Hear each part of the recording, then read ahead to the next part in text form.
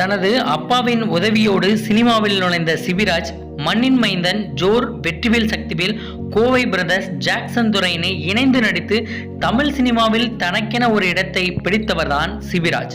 அது மட்டுமின்றி தனது அப்பாவையே பின்பற்றுவதைப் போல போக்கிரி ராஜா எனும் திரைப்படத்தில் வில்லன் கதாபாத்திரத்தில் நடித்தார். வில்லன் கதாபாத்திரம் இவருக்கு பொருத்தமாகத்தான் இருந்தது. ஆனால் மீண்டும் இவர் கதாநாயகனாகவே பயணித்தார். கடைசியாக இவருக்கு நாய்கள் ஜாக்கிரதை, வால்டர், கபடதாரி, மாயோன் எனும் திரைப்படங்கள் வெளிவந்தது. பெரிதளவு பேசப்படாத நிலையில் அதன் பிறகு இவர் எந்த ஒரு திரைப்படத்திலும் நடிக்கவில்லை. வருடத்திற்கு ஒரு திரைப்படம் நடித்தால் போதுமானது என முடிவு செய்து விட்டாரோ தெரியவில்லை. கடைசியாக இவரது திரைப்படம் மாயோன் வெளியானது. 2 வருடமாகியும் இன்னும் எந்த ஒரு புதிய வரவின்றி அமைதியாகவே இருக்கின்றார் சிபிராஜ். வரும் காலகட்டங்களில் சிபிராஜ் தனது அப்பாவை போன்று தனக்கென ஒரு இடத்தை தக்க வைத்துக் கொள்வாரா என்று பொறுத்திருந்து